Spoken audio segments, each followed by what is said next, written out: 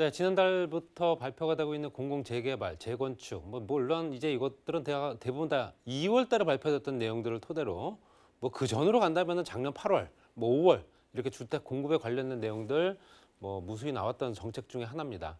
발표된 내용 중에서 이제 후보지를 선정했던 부분들이 있었죠.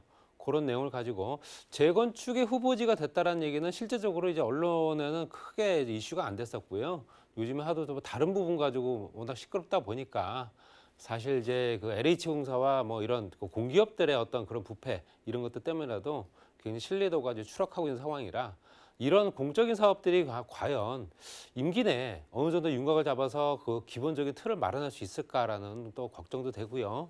공공재건축에 관련된 공공재개발과 재건축은 엄격히 좀 다른 부분이기 때문에 재건축에 관련된 선도사 후보지를 선정을 했습니다. 그 선도사 후보지를 한번 정리해서 말씀드리겠습니다. 그 전에 말씀드린 대로 공공재개발은 1차, 2차까지 이제 후보지가 나왔죠. 그래서 이제 1차 같은 경우는 현재 8곳 정도 좀 지정이 됐고요. 그리고 이제 이번에 공공재개발 2차 후보지 같은 경우 16곳, 그러니까 24곳 정도가 지정이 됐습니다. 물론 이 24곳 중에서 진행이 어느 정도가 더 빠르냐, 또 어느 지역이 더 빠르게 진행되고 정말로 현재 이 현재 계획대로 진행이 빠르게 되면서 입주를 실제적으로 그만큼 앞당길 수 있느냐 이런 부분도 있겠죠. 실제적으로 이제 우리가 몸에 와닿는 부분은 입주 물량입니다. 입주 물량이 얼마만큼 공급이 되고 향후 몇 년 후에는 이 물량을 내가 접할 수 있다라는 부분이 정확하게 몸에 와닿아야지만 시장이 안정화되기 때문에 이런 부분이 이제 계획 단계이기 때문에 이렇게 계획을 해서 실제로 재개발 후보지와 흑석동부터 해서 현재 강북 지역까지 그리고 재개발 후보지 2차 같은 경우는 상계부터 해서 천호동, 본동, 현재 그 장위동, 신길동까지 연결된 그 주변 지역들 개발하겠다라는 내용들이 들어가 있죠. 재개발 같은 경우는 기반 시설까지 같이 만들어야 된다는 거 분명히 알고 계실 겁니다. 그렇기 때문에 기존의 아파트 단지를 허물고 신축하는 부분이 재건축, 그 지역에 노후된 단지들이 어지럽게 현재 단독주택부터 저층 단지들이 많은 것들 우리가 알다시피 강북 지역에 많았죠. 뉴타운 사업이 대표적인 얘기고요. 그래서 그 재개발 사업이 진행되기 위해서는 도로부터 상하수도부터 기본적인 시설들이 다 들어가야 됩니다. 그렇기 때문에 아무래도 여러 가지 공정이라든가 이런 것들 거쳐야 될 과정들이 많고요. 그렇기 때문에 실제적으로 이런 현재 24곳 중에 과연 24곳이 언제쯤 이 물량들을 우리가 몸에 실제적으로 우리가 손에 잡을 수 있을까라는 부분이 가장 중요한 부분이고요. 실제적으로 이거는 정부가 바뀌고 대통령이 바뀌면서까지 연결돼야 되는 사업입니다. 그렇기 때문에 향후 빨라야 5년, 길면 7년 이상을 걸리는 사업이기 때문에 이런 부분을 현재 연계될 수 있는 연계개발 사업들 지구로 지정이 돼서 다음 정부에서도 바톤을 이어받아서 이걸 진행할 수 있을지 이것도 굉장히 궁금하다 이렇게 말씀드리고 싶고요. 말씀드렸던 공공재건축 1차 후보지가 발표가 됐습니다. 그래서 현재 실제적으로 영등포, 신길동, 중랑구, 망우동, 그다음에 관악구, 그다음에 용산구, 광진구 이렇게 해서 총 현재 5군데를 지정을 했고요.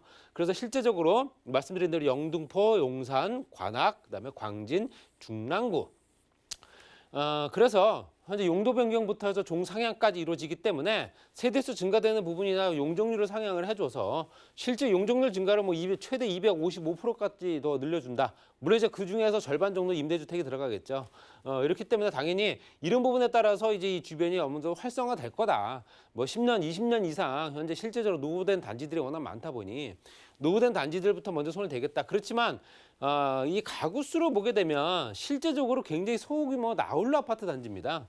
233가구, 270가구, 500가구, 200가구, 276가구. 그렇기 때문에 한 동, 두 동 이렇게 있는 나홀로 아파트 단지를 재건축을 하겠다라는 내용이 들어가 있고요. 따라서 목표를 잡았던 총 25만 가구, 그러니까 93개 단지 재건축 사업이 현재 초입에 들어가 있는 단지들까지 다 합쳤을 때 25만 가구 중에서 20%를 현재 공공재건축에 참여하겠다라고 현재 어느 정도 발표를 했습니다. 그러면 5만 가구죠.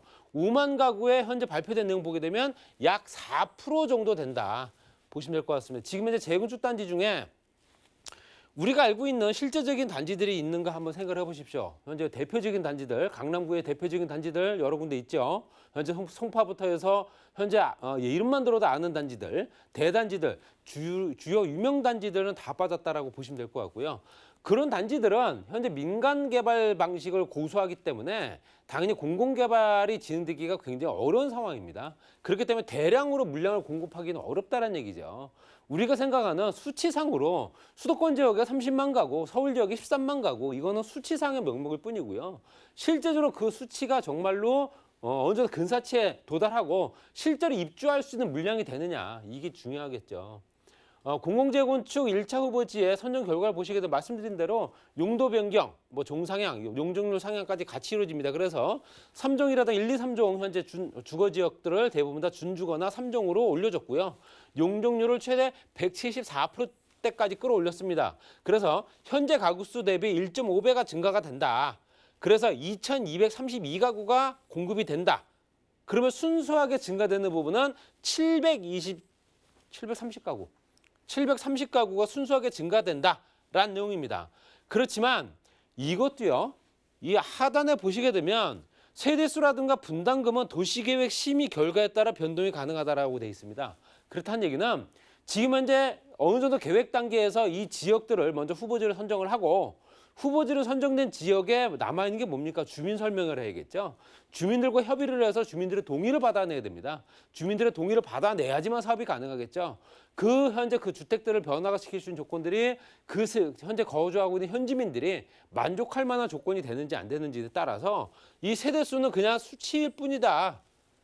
우리가 얘기하는 용적률이 이만큼 높아졌으니까 세대수가 계산을 하게 되면 한 층당 몇 개씩 늘어나니까 당연히 더욱더 늘어나게. 이거는 계산상으로 봤을 때 산술적인 숫자일 뿐이다라고 계산되고요.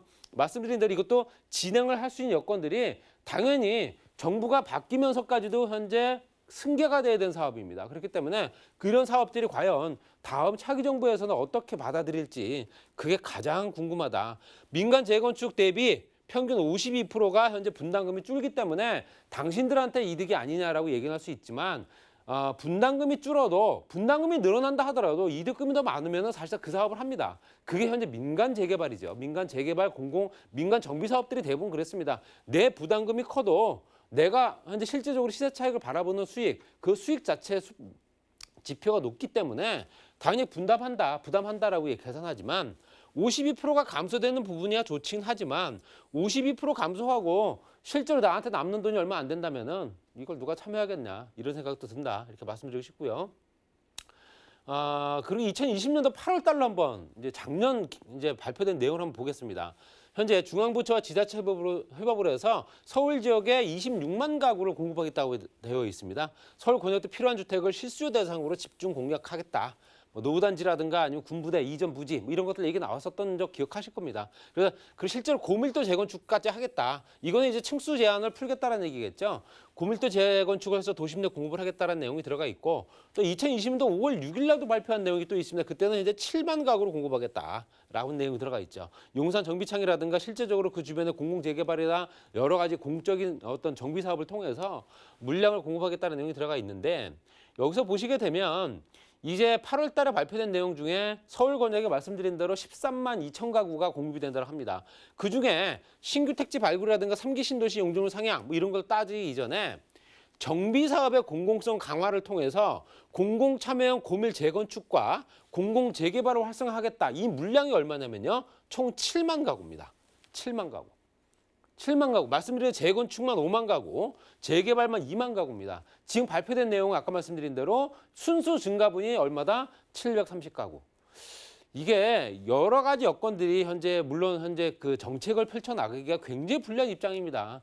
그렇긴 하더라도 정책의 변환이 되는 부분을 과감하게 펼칠 필요가 또 있지 않을까 말씀드리고 싶고요.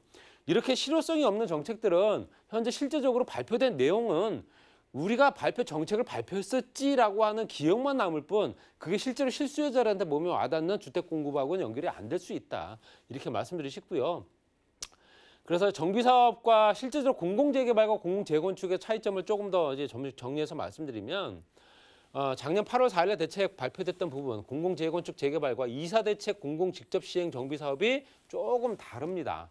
올해 발표된 내용과 작년에 발표된 내용이 다른데요. 공공재건축과 재개발, 이거는 민간의 토지, 소유권은 유지할 수 있습니다. 소유권을 유지하고 관리 처분 방식이 되는 거죠. 보여지는 대로 관리 처분 방식이 되는 거고요. 공공재개발과 공공재건축 같은 경우는요. 공공기관, 이건 LH공사나 SH공사겠죠. 사업 관리자로 참여를 합니다. 사업 관리자로 참여를 해서 사업의 속도를 그만큼 빠르게 진행시키겠다는 얘기고요. 공공 직접 시행 정비 사업은 말 그대로 직접이죠. 직접 시행하기 때문에 당연히 소유권도 넘겨줘야 된다는 겁니다. 그래서 공공기관이 토지 소유권을 가져간 뒤에 사업을 마무리하고 주민들에게 돌려주는 방식이다. 이건 조합이 필요가 없다라는 얘기입니다. 조합 필요가 없죠. 실제적으로 주민들이 소유하고 있는 그 주택의 대지 지분들, 주택 가구 관련된 그 소유권들이 이미 다 공적인 어떤 LH공사나 SH공사로 다 넘어가기 때문에 사업의 주체는 이제 직접 시행할 수 있는 공적인 기관밖에 안 된다는 얘기죠. 나중에 돌려주되 어떤 형식으로 돌려주느냐 이것도 협의를 해야 될 것 같다고 말씀드리고요. 공공재건축 재개발 사업 같은 경우 동의가 어떻게 되느냐. 단독 시행 같은 경우는 주민의 3분의 2만 어느 정도 동의를 해주면 되는 거고요. 공동 시행 같은 경우는 주민의 2분의 1 이상만 동의가 필요하다. 동의율만 이 정도만 되면 사업은 시작할 수 있습니다. 사업은 시작할 수는 있지만 마무리가 될 수 있는 단계까지는 굉장히 오랜 기간 또 여러 가지 단계를 거치고 진행되게 되기 때문에 그 난관을 어떻게 극복을 하고 실제적으로 이 주민들을 설득을 해서 뭐 최대 30%까지 해서 현재 실제적으로 어느 정도는 수익률도 보장을 하겠다는 얘기는 하지만 현재 실제적으로 30% 가지고 만족을 못하는 현재 세대수, 세대에 관련된 또 어떤 그 현재 소유권자들이 그만큼 더 많을 수밖에 없기 때문에 뭐 서울시장이 또 공약한 대로 실제로 민간 재개발 재건축 기준을 풀겠다라는 내용 때문에라도 이런 공적인 사업들이 아무래도 조금 더 브레이크가 걸리지 않을까 이렇게 말씀드리면서 정리하겠습니다.